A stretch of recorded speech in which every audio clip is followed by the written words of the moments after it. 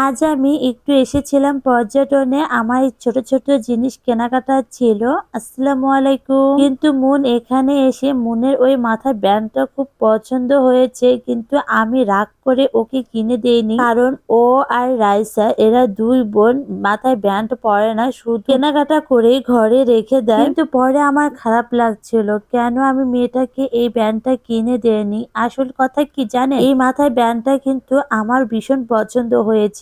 যখন আমি পর্যটন থেকে বেরিয়ে গেছি তখন আমার খুব খারাপ লাগছিল। কেন আমি ওকে এটা কিনে দিলাম না। যাই হোক কিনে দেব না, কিন্তু ওই জিনিসটা আমার মাথায় ঢুকেছে আমাকে ওটা ওর কিনে দিতেই হবে। তা না হলে আমার কেন জানি ভালো লাগবে না। মেয়েদের সংসার জীবনে এত কিছু কেনাকাটা করা লাগে কেন রে ভাই? আমার সংসারটা হয়তো খুব ছোট, কিন্তু আমি এত কেনাকাটা করি, কেনা কেন জানি শেষই হয় না। আমি এই মাটির শিল্পে যতবার আসবো কেন জানি নতুন নতুন কেনাকাটার আগ্রহ জেগে ওঠে আর অনেক কিছু কেনাকাটা করে নিয়ে যাই। একটার পর আরেকটা প্রয়োজন লেগেই থাকে। এটা কিনলে ওটার প্রয়োজন হয়, ওইটা কিনলে আরেকটার প্রয়োজন হয়। এর আগে যদি কোথাও যেতাম তখন মনে হতো নিজের জন্য নিজের জামা কাপড়, কসমেটিক্স এইসব কিছু কিনতে ইচ্ছা করতো, কিন্তু এসবের প্রতি কোনো আগ্রহ ছিল না। আর বিয়ের পর যখন একটা ছোট্ট সংসার হলো তখন কেন জানি এই হাড়ি পাতিল, ঘর গোছানো জিনিস, এসব কিছু কেনাকাটার প্রয়োজনগুলো মনে হয় দিন দিন বেড়েই যাচ্ছে। আস্তে আস্তে সংসার বড় হবে, জিনিসের প্রয়োজন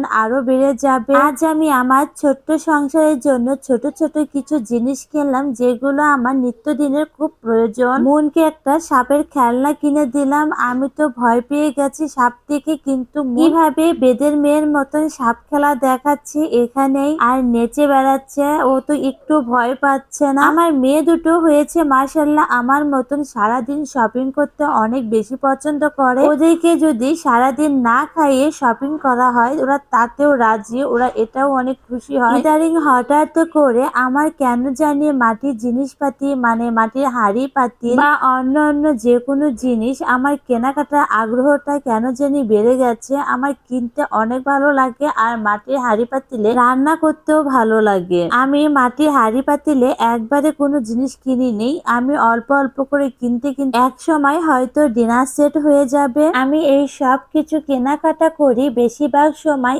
স্কুল টাইমে রাইসাকে স্কুলে দিয়ে তারপরে এইসব কেনাকাটা করা হয়। কারণ বাসায় গেলে আমার বাসা থেকে আর বের হই না, কারণ সারাদিন আমি বাইরে বাইরে থাকি, অনেক ক্লান্ত হয়ে পড়ি। এই জন্য আমি এই টাইমটাই বেছে নিয়েছি আমার প্রয়োজনীয় জিনিসপত্র কেনাকাটা করার জন্য। আজ আমি আমার সংসারে মোটামুটি অনেক জিনিস কেনাকাটা করেছি। যাই হোক অনেক কথা বলে ফেলেছি। এখন আবার রাইসার স্কুলে ছুটির টাইম হয়ে গেছে, এখন স্কুলে যাব, রাইসাকে নিয়ে আসবো। যাই হোক আপনারা সবাই ভালো থাকবেন। আজ এই পর্যন্তই। আল্লাহ হাফেজ।